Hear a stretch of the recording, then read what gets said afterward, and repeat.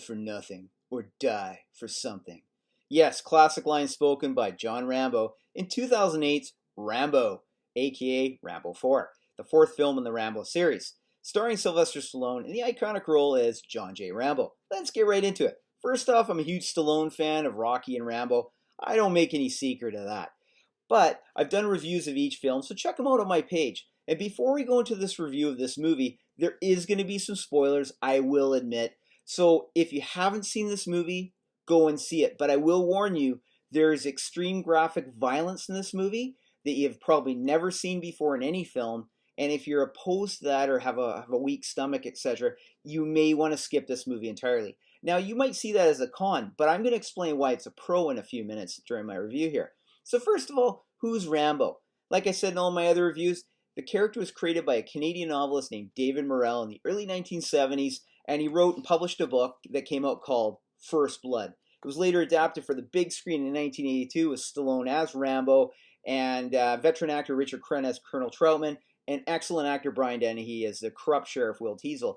And in that movie, basically Vietnam veteran John Rambo, who's ex-Special Forces Green Beret, the best of the best, returns home from Vietnam, comes back to the States, not exactly welcome with hugs or kisses or anything like that, enters a small town called Hope, or as Troutman would call it, Jerkwater, USA.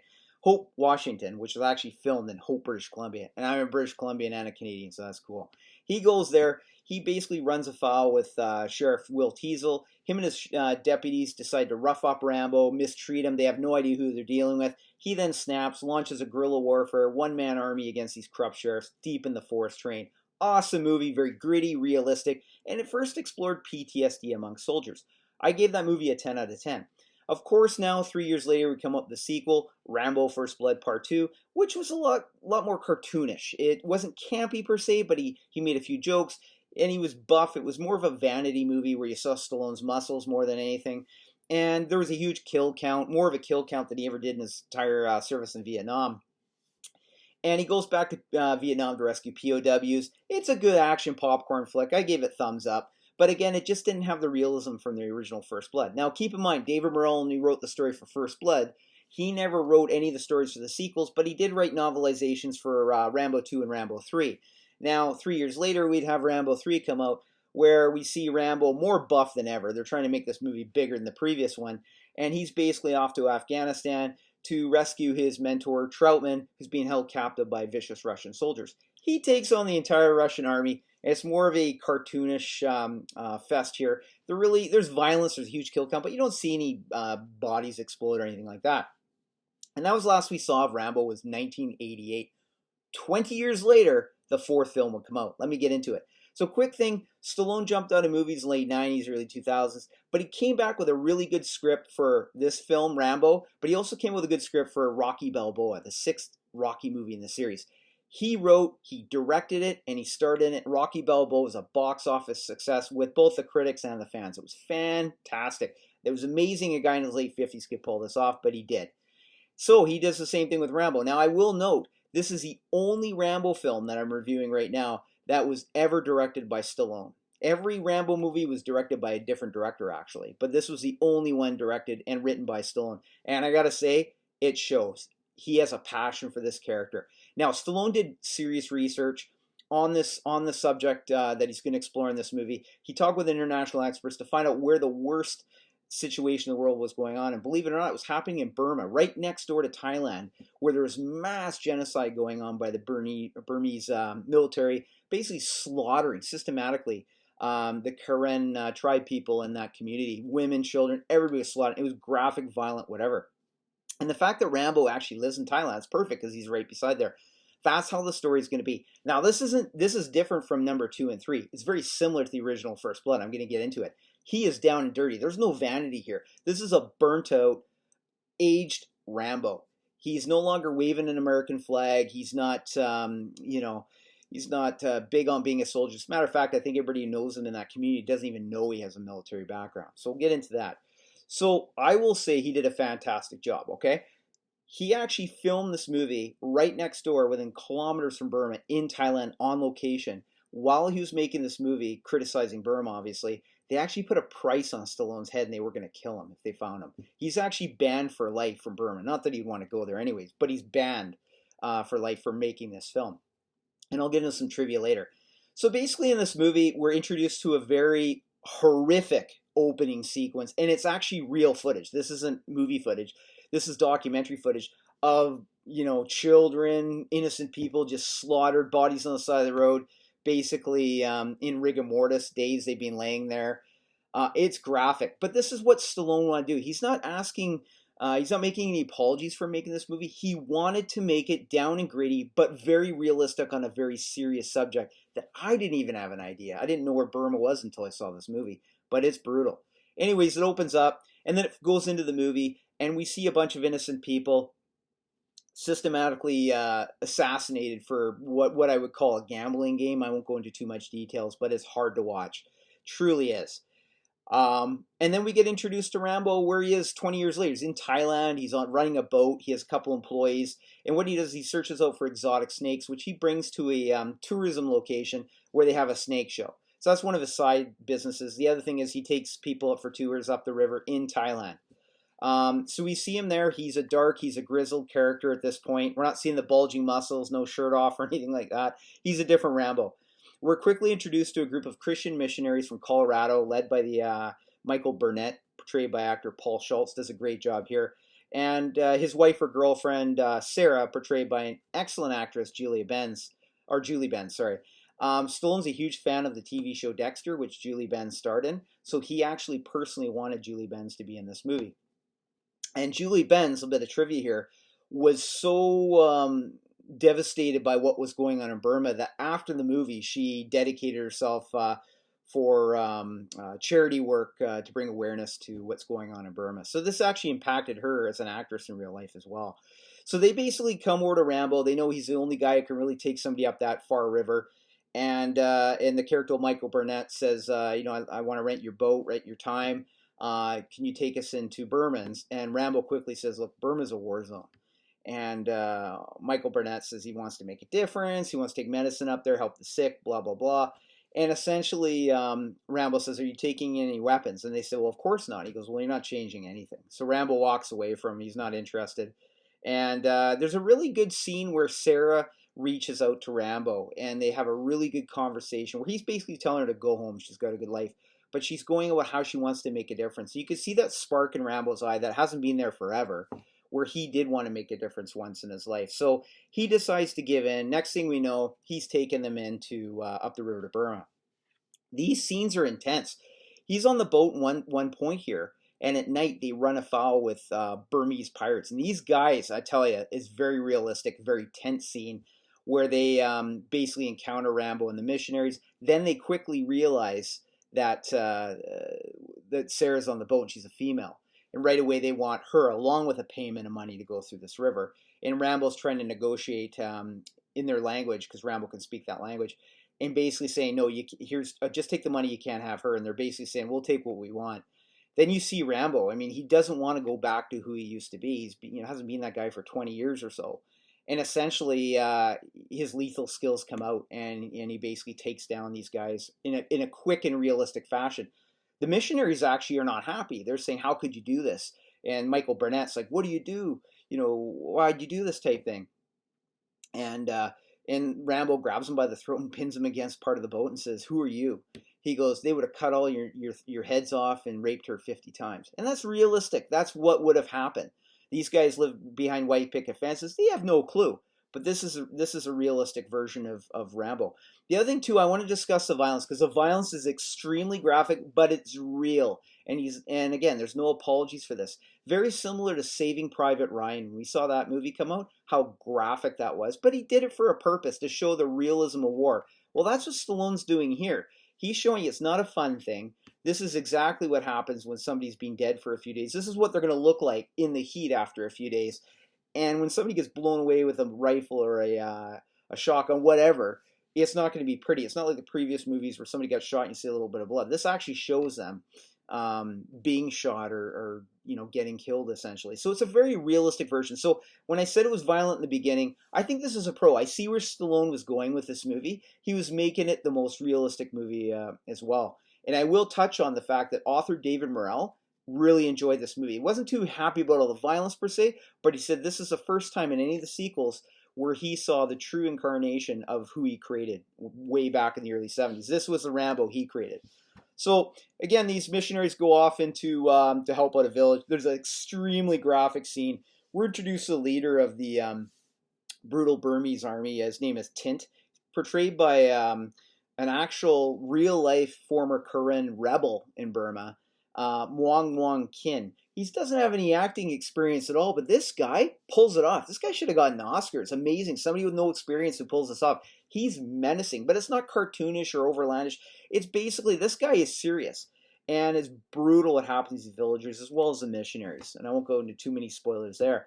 Rambo's going through PTSD. He's having actual flashbacks and nightmares. And we get to see those type of nightmares. And they're graphic. They really are.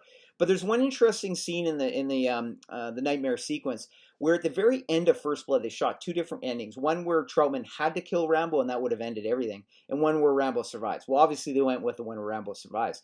But the one they shot, which you can see on YouTube, they put in this nightmare sequence where Troutman shoots and kills Rambo. So it's quite bizarre, but it's good.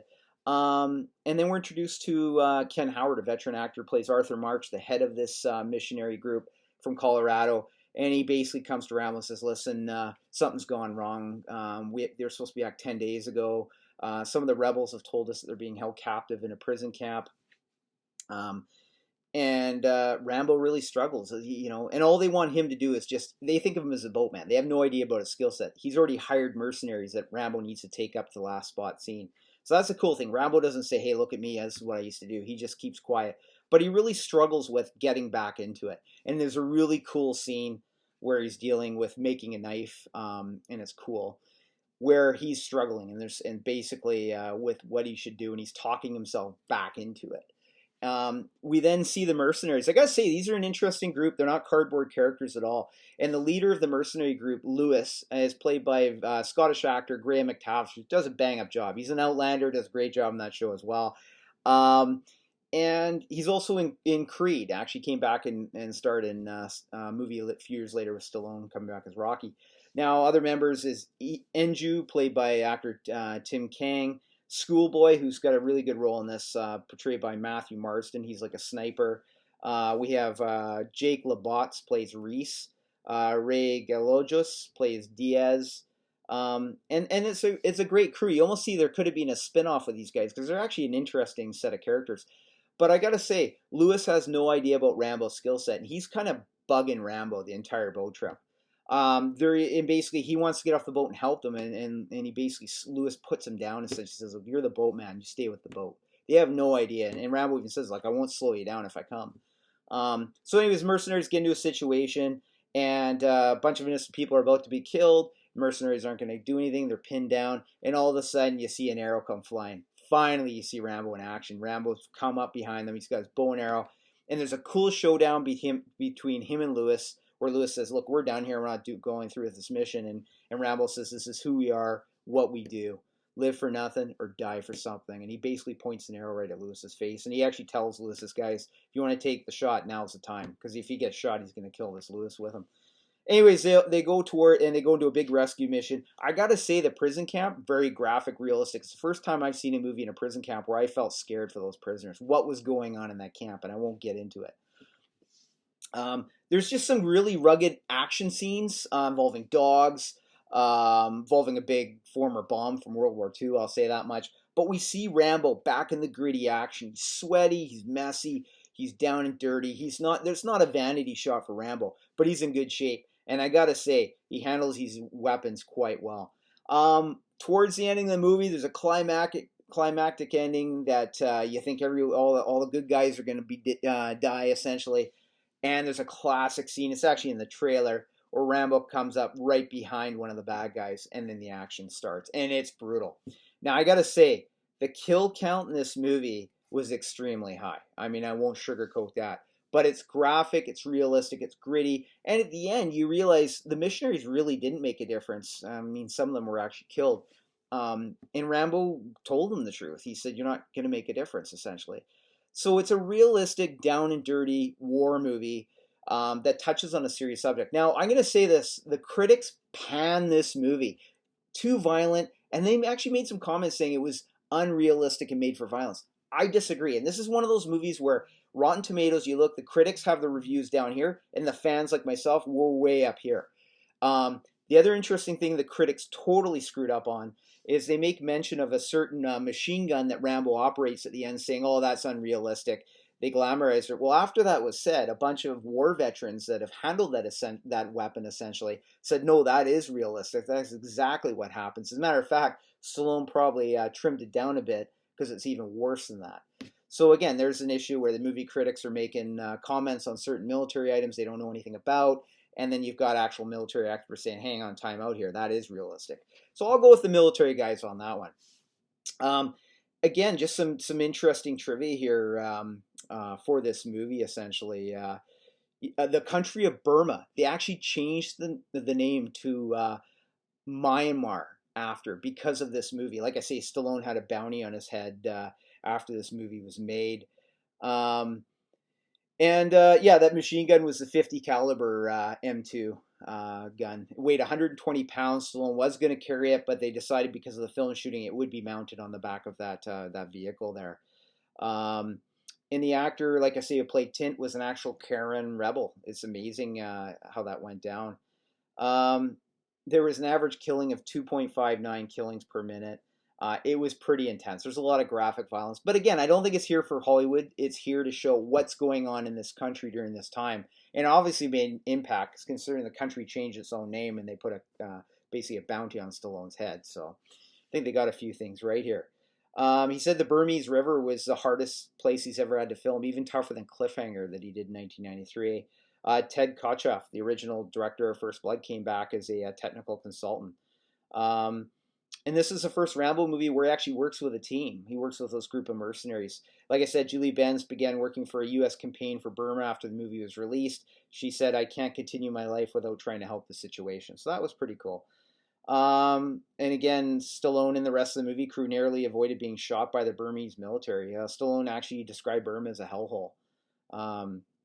First day of shooting, Stallone got severely injured. He tore part of his quadriceps there running through the jungle. So you can actually see in the movie, he does look like he's in a bit of pain, but he kept going. And the fact this guy gets up, puts the camera on his shoulder, directs a whole bunch of people in the middle of the hot jungle, and it was scorching temperatures, when he's got a price on his head, is amazing enough.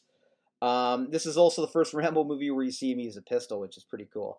Yeah, it actually went down in budget from the last film. The last film was $63 million, Rambo 3, way back in '88. Whereas this movie was made for $55 million. But again, prices go up, right? So he actually did it for cheaper, I think. There's different titles for this movie around the world. John Rambo was one, Rambo 4.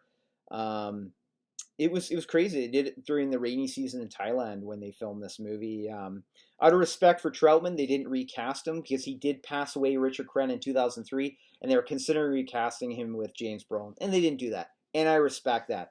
The bottom line is this is a gritty movie that takes a real subject and dives deep into it.